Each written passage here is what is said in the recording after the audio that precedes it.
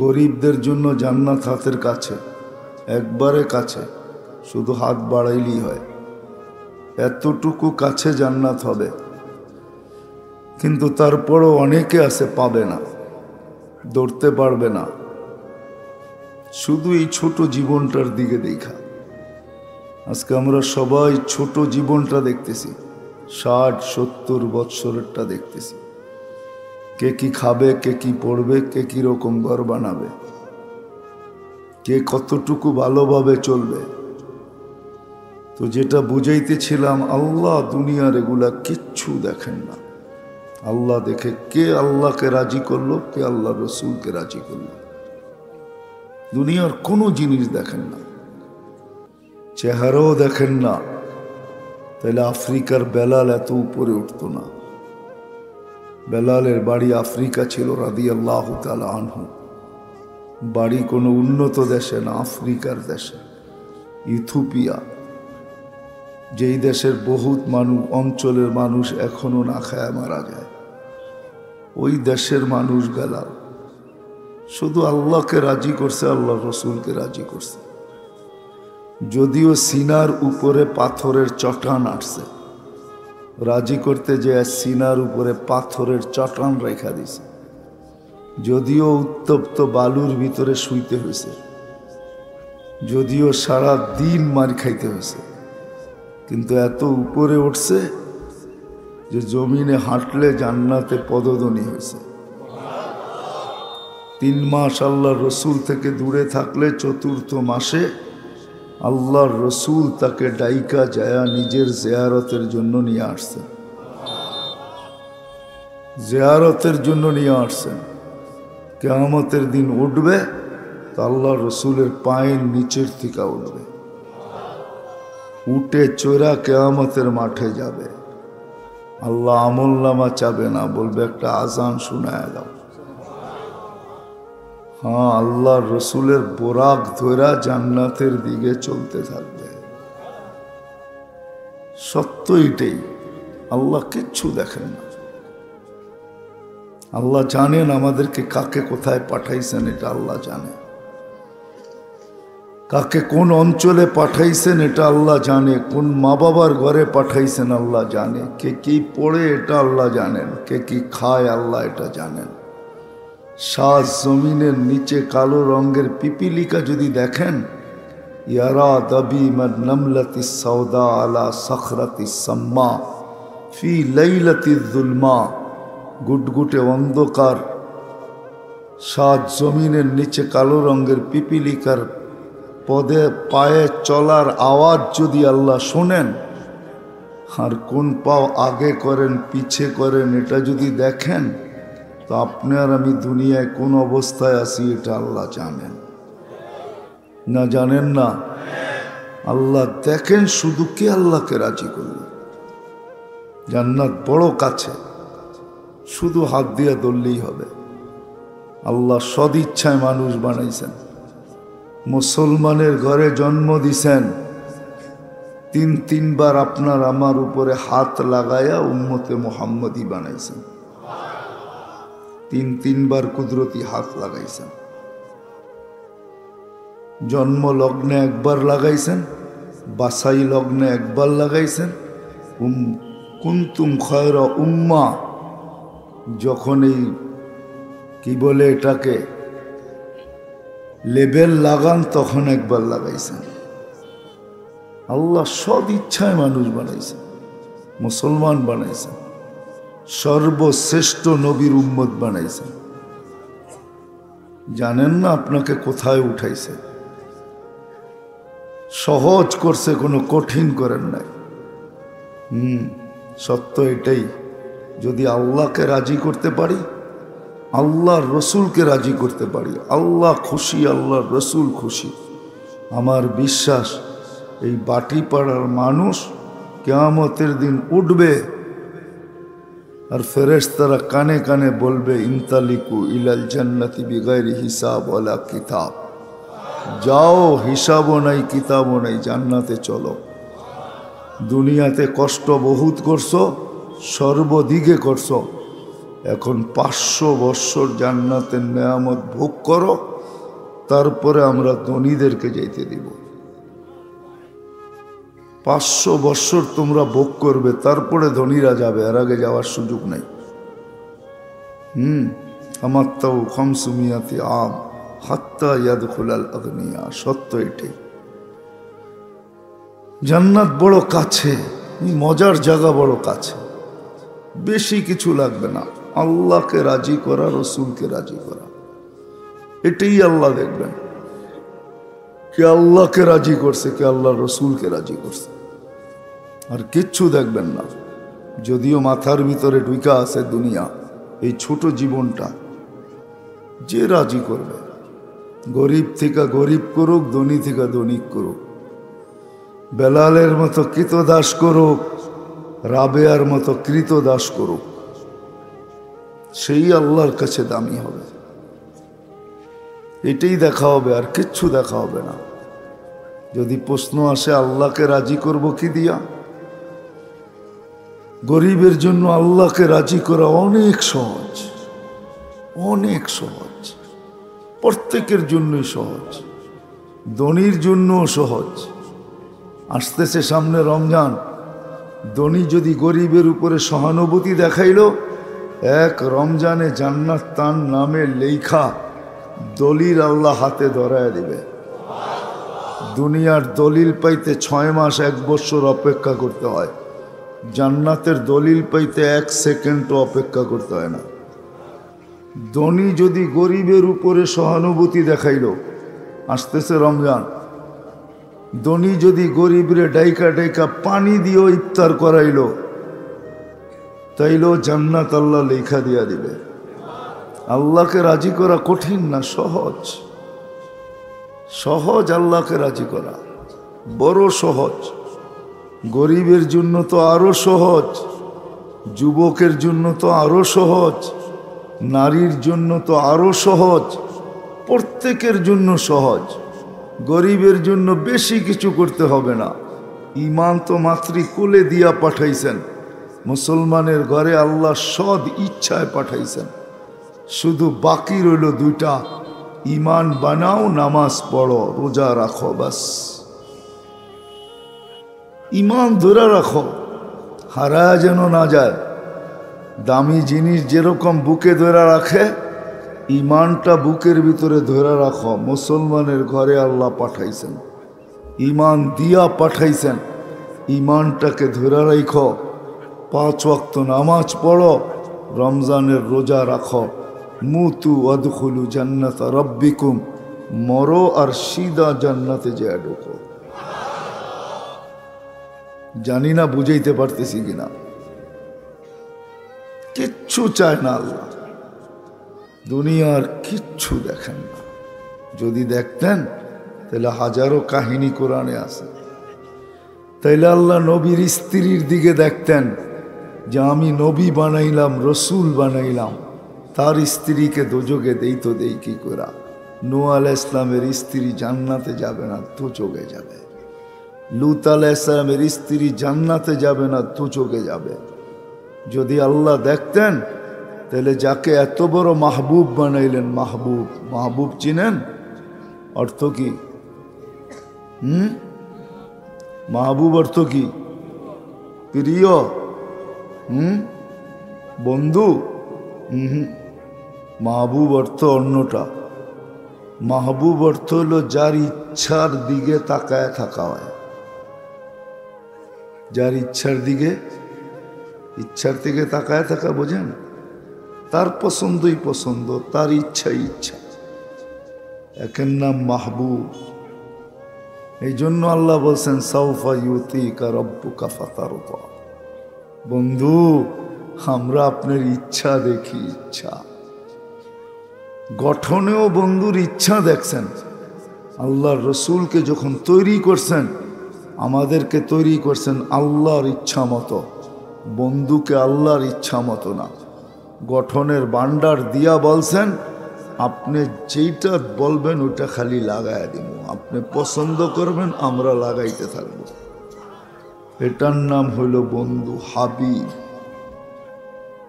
ওই হাবিব মুহাম্মদুর রাসূলুল্লাহ সাল্লাল্লাহু আলাইহি ওয়াসাল্লাম, যাকে 44 বৎসর পালছেন চাচা, 44 বৎসর।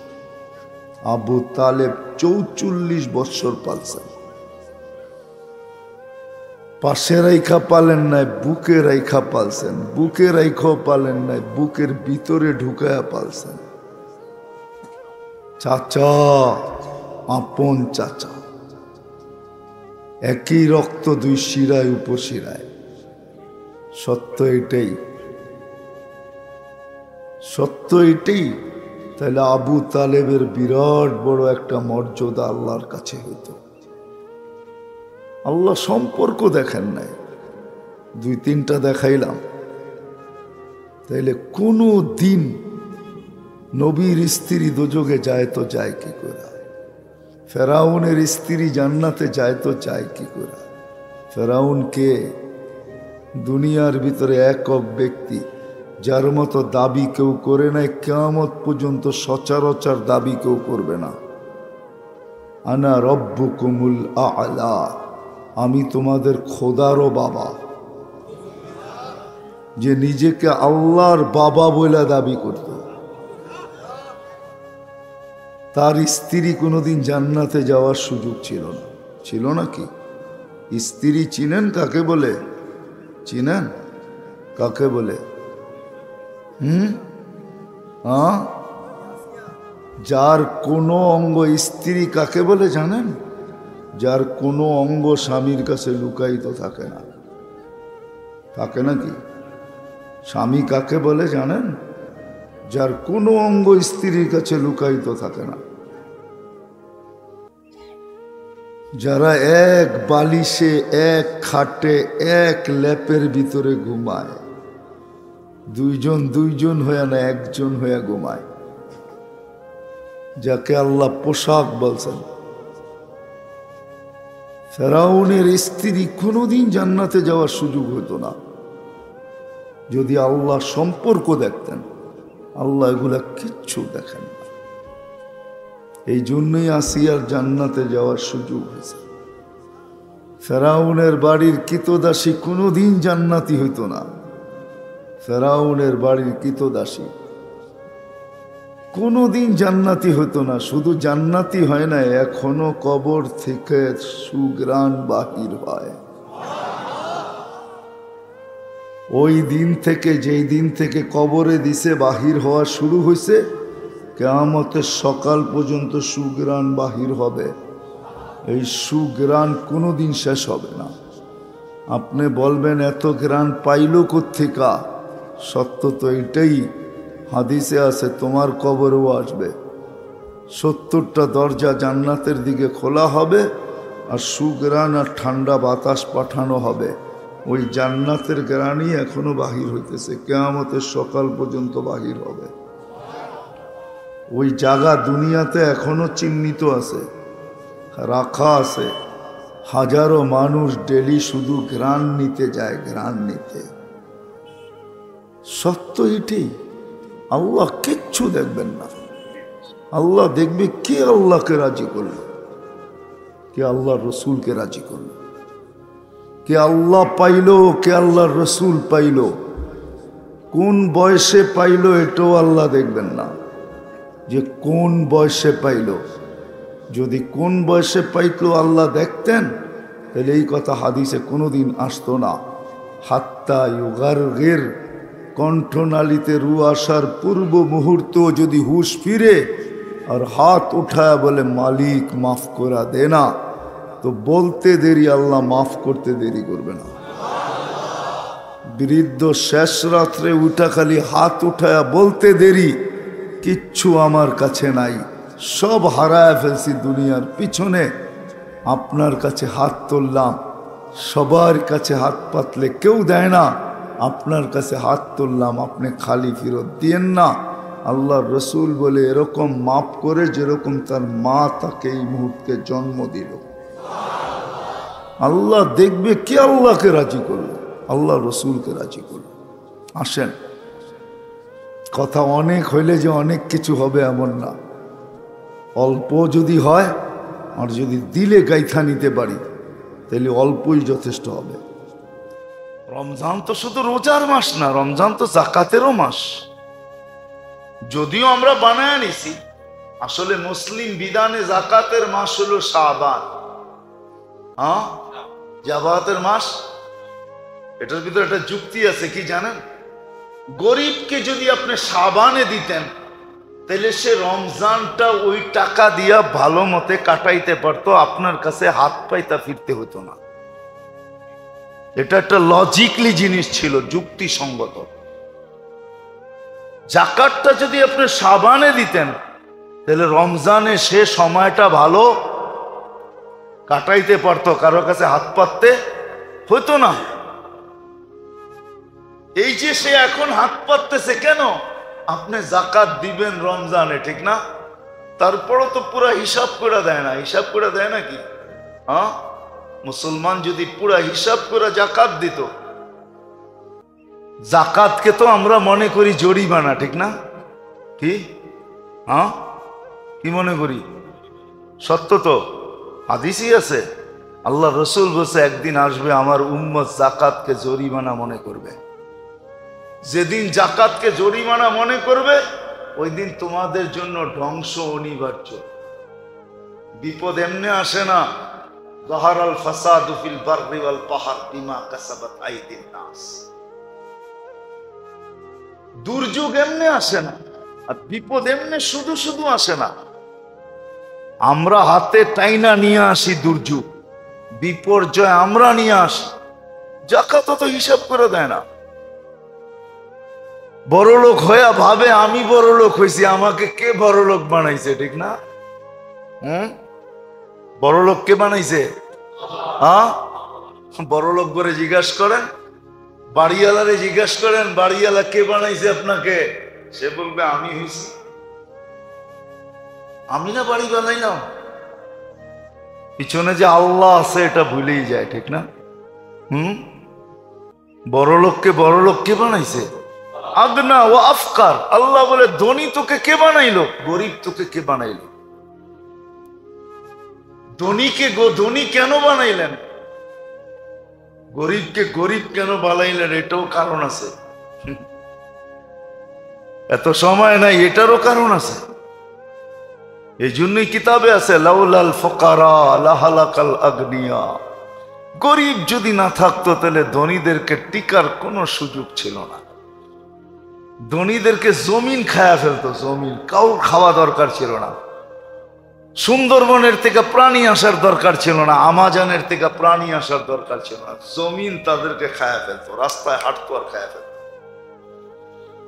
আল্লাহর রসুল বলতেছে আনতুম তুরজাকুনা বিকুরাবাইকুম, গরিবদের কারণে তোমাদেরকে পালা হয়, তোমাদেরকে পালার কোনো দরকার ছিল না।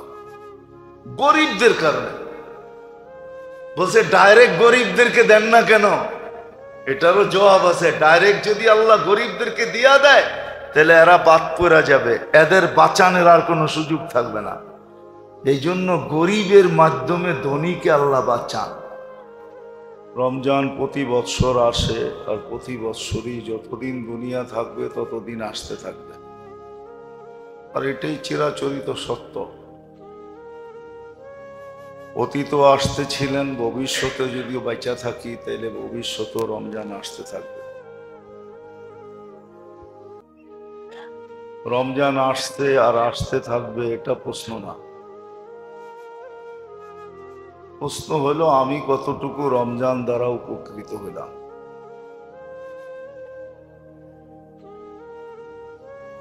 এর আগেও বলছিলাম মনে হয় যে রমজান বড় নেয়ামত, কিন্তু এটা পাওয়াটা আরো বড় নেয়ামত। যে পাইল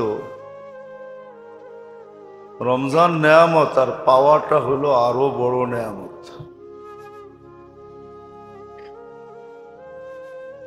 আর নিয়ম এটাই, লাইন শাকারতুম লাযীদান্নাকুম। নেয়ামত আল্লাহ এই জন্যই দেন যে এই নেয়ামত যেন আরো হাজারো নেয়ামতকে আকর্ষণ করে টাইনা নিয়ে আসে, আকর্ষণ করে তার দিকে। আরো হাজারো নেয়ামতের অধিকারী সে হয়। এই জন্যই নেয়ামত আসে। নেয়ামত এই জন্যই আসে যে এক নেয়ামতের মাধ্যমে আরো হাজারো নেয়ামত তার কাছে আসবে। উদাহরণস্বরূপ যদি দেওয়া হয়, একটা মানুষ যখন উচ্চ শিক্ষিত হয়, তো শিক্ষার কারণেই সে একটা উচ্চ পদ পায়। আর উচ্চ পদ পাওয়ার কারণেই গাড়ি পায়, বাড়ি পায়, সিকিউরিটি পায়, লম্বা লম্বা বেতন পায়। হ্যাঁ, উপর দিয়েও পায়, নিচ দিয়েও পায়। এটা কিন্তু শিক্ষার, উচ্চ শিক্ষার কারণে এটা নেয়ামত। উচ্চ শিক্ষার কারণে আরো হাজারো নেয়ামত।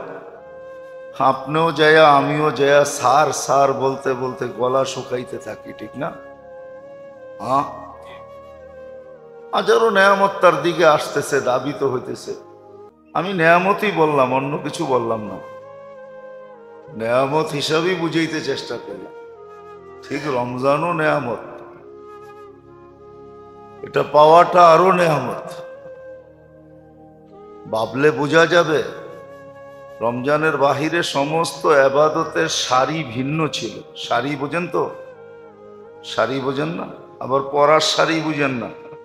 লাইন ভিন্ন ছিল। নফলটা নফলই ছিল, সুন্নতটা সুন্নতই ছিল, ওয়াজিবটা ওয়াজিবই ছিল, মুআক্কাদাটা মুআক্কাদাই ছিল, জায়েদাটা জায়েদাই ছিল। হ্যাঁ, সব ভিন্ন ভিন্ন ছিল। কিন্তু রমজানে কিন্তু কোনো ভিন্নতা নাই, সব এক লাইনে দাঁড়া করায় দিয়েছেন, এক সারিতে দাঁড়া করায় দিয়েছেন। যেটা করবেন ওইটাই ফরজ। ফরজ করলেও ফরজ, নফল করলেও। এই যে সারিটা, লাইনটা আল্লাহ উঠায়া দিয়া এক লাইনে সবাই না দিলেন, কত বড় নেয়ামত হইলে এটা হইতো। কত বড় নেয়ামত। এই জন্য আল্লাহ রমজানে সমস্ত সারি লাইন উঠায়া দিছেন, সবাইকে এক লাইনে দাঁড়া করায় দিছেন। ফরজ যা আদায় করবে ফরজ হবে। এখন আপনি যদি কম করলেন তো এটা আপনার দুর্ভাগ্য। আছে না? আমি ক্রিটিসাইজ করতেছি না। আমরা তারাবির সময় দেখি আমার মসজিদও হবে 8 রাকাত পড়ে বাইরে চলে যায়, তোমার দুর্ভাগ্য। রমজানের দুর্ভাগ্য না। তুমি যদি 20 রাকাত পড়তো তাহলে 20 রাকাত ফরজের সওয়াব তুমি পাইতা। তুমি 8 রাকাত পড়ছো, 8 রাকাতের পাইছো, পাও না এরকম বলবো না আমি। 8 রাকাতের পাইছো, কিন্তু 12 রাকাতের কপাল তোমার পড়ছে। তুমি ইচ্ছা করলে আরো 12 রাকাত ফরজ অ্যাড করতে পারতে। ফরজ এরকম প্রত্যেক ইবাদতেই রমজানের সারি একটাই, লাইন একটা, সবগুলাকে গুটাইয়া আল্লাহ ফরজের জায়গায় দাঁড় করায় দিয়েছে। তো রমজান নেয়ামত পাওয়াটা আরো নেয়ামত। যে পাইল, পাইয়া কতটুকু উপকৃত হইলাম না। আমি আর আগের জুমায় বলছিলাম মনে হয় যে রমজানটা আসছে এই জন্য যে এই উম্মত, আমরা মানুষ হিসাবে আল্লাহর কাছে যতটুকু প্রিয় না, উম্মত হিসাবে আমরা আল্লাহর কাছে এর চেয়ে কোটি গুণ বেশি প্রিয়। আমাদের মূল্য কিন্তু মানুষ হিসাবে না। মানুষ যদি আমরা দেখি তাহলে আমরা মানুষ হিসাবে অনেক পিছে, আমাদের চেয়ে জানোয়ার ভালো। উলাইকা কাল আনআম, আমাদের চেয়ে জানোয়ার ভালো, আমাদের চেয়ে চতুষ্পদ প্রাণীগুলা ভালো। মানুষ হিসাবে দেখলে আমরা মানুষ হিসাবে আল্লাহর কাছে মূল্যায়িত না। আমরা উম্মত হিসাবে আল্লাহর কাছে মূল্যায়িত। হিসাবে উম্মত বুঝেন?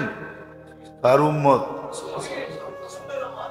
নাম বলেন মুহাম্মাদুর সাল্লাল্লাহু আলাইহি ওয়াসাল্লাম। উনার উম্মত হওয়ার কারণে আমরা মূল্যায়িত। আমরা মানুষ হিসাবে মূল্যায়িত না। মানুষ হিসাবে আমরা অনেক পিছে। আপনি বলবেন আমরা তো উন্নত, উন্নত হইতে পারেন, উন্নত অন্য জিনিস, আর মানুষ অন্য জিনিস। উন্নত অন্য জিনিস, মানুষ অন্য জিনিস। আমরা মানুষ হিসেবে আল্লাহর কাছে মূল্যায়িত না, আমরা অনেক পিছে। আগের মানুষগুলা অনেক ভালো ছিল। আগের মানুষগুলা যান না, 50 বছর পিছে যান, দেখেন মানুষগুলা কেমন ছিল। 50 বছর পিছের মানুষগুলোই দেখেন, 50,000 বছর না, 50 বছর পিছে চলে যান। 50 বছর আগের মানুষগুলা কেমন ছিল, এখনকার মানুষগুলা কেমন। 50 বছর আগের মানুষগুলো এত শিক্ষিত ছিল না, এত উন্নত ছিল না। ওই সময় এদের হাতে মোবাইল ছিল না, কিচ্ছু ছিল না, টেলিফোনও ছিল না। কিন্তু 50 বছর আগের মানুষগুলো আমাদের চেয়ে 100 গুণ বেশি ভালো ছিল, 1000 গুণ বেশি ভালো ছিল। মানবতা ছিল ওদের ভিতরে, ওরা মানুষ ছিল। হ্যাঁ, এখন তো কাগজে কলমে লেখা মানুষ উড়াইয়া দেয়। কাগজে আছে, কলমে আছে, খাতায় আছে, খুঁতিতে আছে, তারপরও মানুষ এটাকে উড়াইয়া দেয়। 50 বছর আগের মানুষ এরকম ছিল, মুখে যেটা বলছে ওইটাই বলছে। আমি মুখ দিয়া বলছি, দিয়া দিছি, দিয়া দিছি। লেখাপড়ার দরকার নাই, জিজ্ঞেস করেন। আগে গ্রাম দেশে জায়গা দলিল সলিল খুব কমই হইতো, মুখে মুখে হইতো। মুখ দিয়ে বইলা দিছে হয়ে গেছে, বলছে মুখের দাম বেশি। তো যেটা বুঝাইতেছিলাম, আমরা মানুষ হিসাবে আল্লাহর কাছে মূল্যায়িত না, আমরা উম্মত হিসাবে আল্লাহর কাছে মূল্যায়িত, দামি। যদিও আমরা উম্মত চিনি না, আমরা কার উম্মত এটাও জানি না। অনেকেই জানে না আমরা কার উম্মত, এই শব্দটাও শিখে নেয়। যদি আরে জিজ্ঞেস করা হয় তুমি কার উম্মত, তাকায় থাকবে, বেশিরভাগ মানুষই তাকায় থাকে। এটা শিখে নেয় যে আমি কার উম্মত, কার উম্মত আমরা। কিন্তু আপনি গ্রামগঞ্জে যে জিজ্ঞেস করে দেখেন, আমার কথাটা ট্রাই করে দেখেন, বলতে পারবে না তুমি কার উম্মত, বলতে পারবে না। হ্যাঁ, হয়তো তুমি তোমার নবী কি এটা বলতে পারবে, কিন্তু তুমি কার উম্মত এটা বলতে পারবে না। কোরআন কিন্তু উম্মত বলছে আমাদেরকে, কুনতুম খায়রা উম্মাহ, উম্মত বলতে পারবে না। আমরা উম্মত হিসাবে আল্লাহর কাছে দাঁড়ি, আমাদের বেলু উম্মত হওয়া হিসাবে। সারের সাথে আসছে বিদায়, সারের চাকরও এখন সার বইনা করতেছে, সারের বাপ নিয়ে করতেছে, ঠিক না? আবার মাঝে মাঝে দেখা যায় সারের চেয়েও বেশি বাপ নিয়ে উনি বসে আছে, ঠিক না? অথচ সারের কি চাকর গাড়ির দরজা খোলে, জুতা পায়ে ঢুকায় দেয়। আমরাও দামি হইলাম উম্মত হিসাবে, তাহলে আমাদের কি দাম? আমাদের চেয়ে তো জানোয়ার ভালো, চতুষ্পদ প্রাণীগুলা ভালো। নাহলে কোরআন কেন বলতেন উলাইকা কাল আনাম বাল হুম আদাল? এই উম্মত কি বলছেন? আমরা উম্মত হিসাবে দামি। তো যেটা বুঝাইতেছিলাম, যে উম্মত হিসাবে আল্লাহ আমাদেরকে ভালোবাসেন বিদায়, উম্মত হিসাবে দাম দেন বিদায়। আল্লাহ যে রমজান আমাদেরকে দিয়েছেন, যে রমজান আমাদেরকে দিছেন, যে বৈশিষ্ট্যময় রমজান দিছেন, যে রমজান আল্লাহ আমাদেরকে দিছেন, যে বৈশিষ্ট্যময় রমজান আমাদেরকে দিছেন। রাগের জুমায় মনে হয় বলছিলাম যে আল্লাহ মৌসুম বানায়া দিছেন। কোরআনের দাবি পূরণ হওয়ার জন্য আল্লাহ মৌসুম বানায়া দিছেন। কোরআনের দাবি ছিল হুদাল্লিল মুত্তাকিন, এই কোরআন তাকওয়াওয়ালাদেরকে কাজে দিবে, তাকওয়াওয়ালাদেরকে রাস্তা দেখাবে। কিন্তু প্রশ্ন যদি হয় আমি মুত্তাকি হব কি করে, তো আল্লাহ রমজানকে ওই তাকওয়ার মৌসুম বানায়া দিয়েছেন, যে তুমি রমজানের মাধ্যমে মুত্তাকি হবে। এই জন্যই কোরআন বলতেছে কুতিবা আলাইকুমুস সিয়াম কামা কুতিবা আলাল্লাযীনা মিন ক্বাবলিকুম লাআল্লাকুম তাত্তাকুন।